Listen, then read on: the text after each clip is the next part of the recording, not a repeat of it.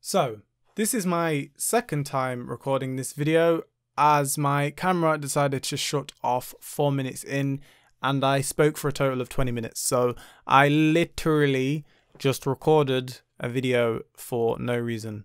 Like I just spoke to nothing for like 60 minutes. So yeah, that's great. I think it's time to give the Crew 2 a little bit of a discussion video, because as much as I am going to speak negatively on the game, I honestly had a lot of hope. I honestly thought they were going to come through and give a solid, full, finished game. And unfortunately, at this point right now, I don't think they've done that. The elephant in the room is that there is no PvP, and I'm going to get into that. But we're going to talk about a few things that I think the game did right and a few things that I thought the game did wrong. Now, these are things that I've been kind of developing up to this point, and I've kind of thought this from the very get-go, but I never made a video on it, or I never said it publicly. So this is going to be kind of a sort of review, a really late review on the game. Not like a full-on essay, but just a little bit of a discussion video. Everything I'm going to say is an opinion. It's subjective and it's not objective, so please don't take it as I am telling you you don't need to like this game's bad. No, on a fundamental basic level the game's decent, but is it worth £70 or £80, however much I paid for the gold edition? No. And I'm kind of going to just vent and give my reasoning for why I believe these things. So sit back, relax, and prepare to hear me rant for a good 10 plus minutes, because I need that ad revenue. First off, the good things. The physics have been refined, and at this point I think they're actually decent. I can go around a corner and feel like I can trust and understand what my car is doing. I don't feel like my car's on rails. I don't feel like it's stuck to the ground. I don't feel like it's going to go flying off to the side. I just feel like they're decent and okay, and I like that. I don't feel like arcade physics should be realistic. I don't expect realism from an arcade racer. There are a few things that are a bit confusing at times, and the wall grinding, which I don't know if it's been fixed at this point, but there was a wall grinding thing where you could literally just go around a corner and go up against a wall and just stay at the same speed, so it was a bit broken. There are a few things wrong with it, but overall, decent. I don't have a problem with the physics. The graphics are actually pretty now. I do feel like the game is very pretty. There are some times where it looks a bit bland, but overall, the game's pretty to look at, especially on PC. I'm not entirely sure what the story is on PS4 and Xbox, but on PC, it looks decent. So I can give it that. It looks pretty. Didn't think it looked pretty in the last game. So again, I was impressed when I went onto this game and it had pretty gorgeous visuals for the most part. The video editor and the photo mode are sublime. I do feel like they are two of the best in the business. Racing games don't really have a lot of video options. The Forza really lacks at the moment, and I really do feel like they would benefit from a full-fledged video editor, because the game is absolutely stunning. The Crew 2 did that. The Crew 2 did that very well, and it did photo mode really well. Car list and the bike list, they're decent. They're not bad, so I put them in the good side. They aren't impressive to the point where I'm like, whoa, I'm overwhelmed with the amount of cars to choose, but there's enough cars to kind of keep me entertained, and I like the different specs. I feel like the different specs give the cars different personalities. It's not like they've just taken the car and added a new skin or added a different skin to it. It is a new car when you put it into a different spec, so I can respect that, and I think that's good. And unfortunately, that is where the good stops for me, because we're now going to go into the bad things. Just to run this by you, this is purely my opinion. You are free to disagree, agree, whatever. I'm just going to give you my honest opinion on the game's current state. And first off, on the bad side of the list, the unnecessarily long-winded, grindy upgrade system that does not fit the game's current state. Now, what do I mean by it doesn't fit the game's current state? If the Crew 2 had PvP at launch, I do feel like the grindy upgrade system may have fit.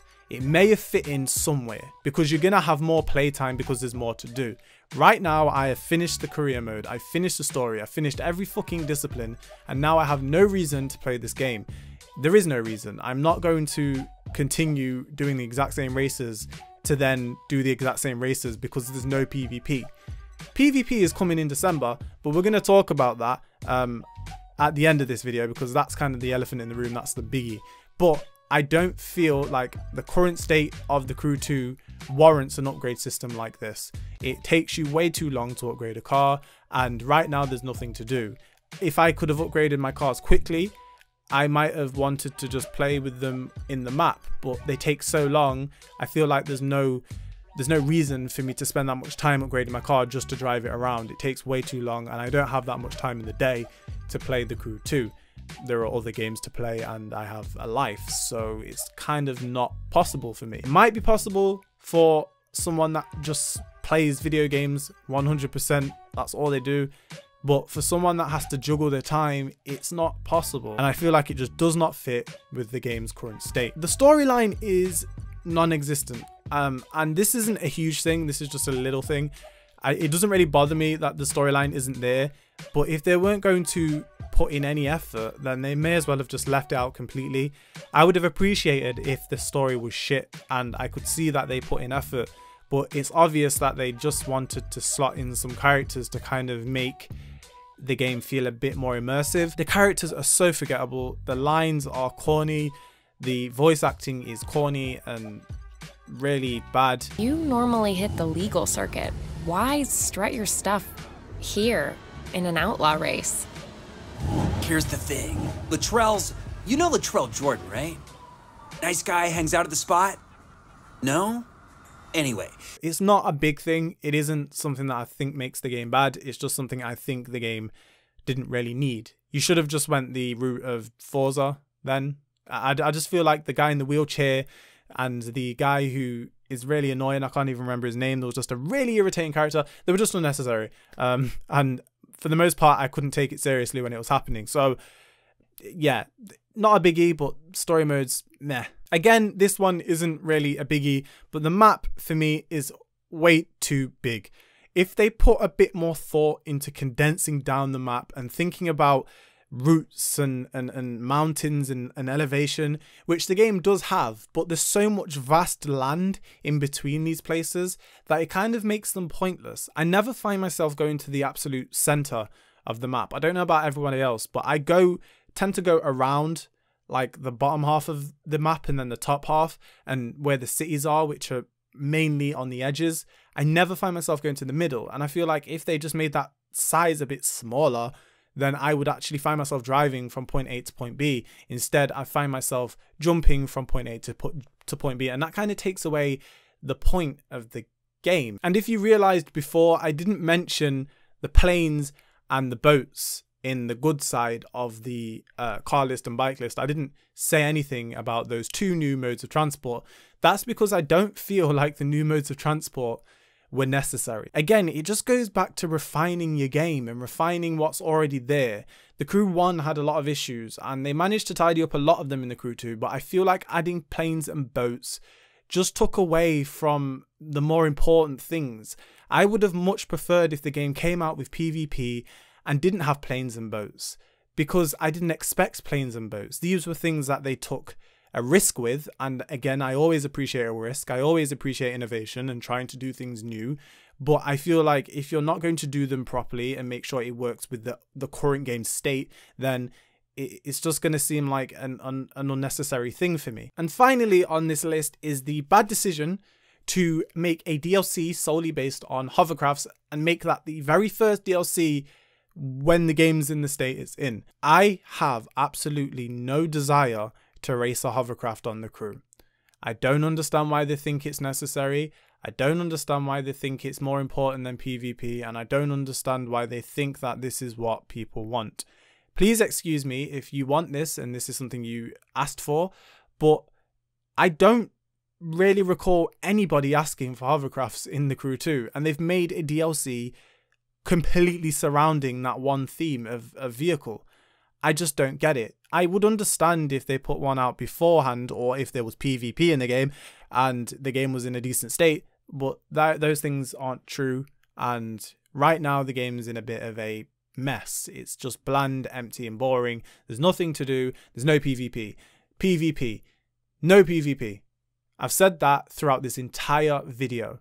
That one thing, that one fundamental flaw has made the Crew 2 untouchable for me at this point. If the Crew 2 had PvP at launch, all these things that I've listed in the bad side of this video wouldn't be so much of a problem, because I would be playing the game, I'd have something to do, and I would find some way to kind of deal with the issues. But without PvP, I'm stuck with the game's bones. I'm stuck with the game's bony interior, and it's just bland and empty and just, it's cold right now. The game is cold. It's cold turkey. Honestly, it saddens me that this video has even been made. I have been sitting on these thoughts for a long time now, and the addition of the Hovercraft DLC and the really bad car pass cars that have been added, it's kind of just left me in a state of, I need to talk about this and get this off my chest. I do honestly hope the game can come through with PvP whenever that comes out, but with the amount of grinding I'm going to have to do, and with the amount of time I'm going to have to put into actually making my cars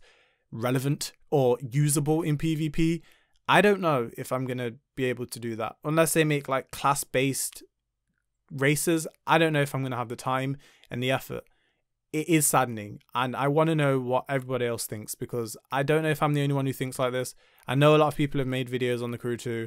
I know people feel one way and people feel another way, but I just want to know what everyone thinks.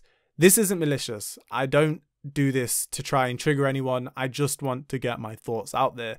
You have every right to disagree and every right to argue against my words. That is it. I'm not going to talk anymore. I've been going on for ages. I don't know how long this video is going to be, but I needed to get it off my chest, and it felt good.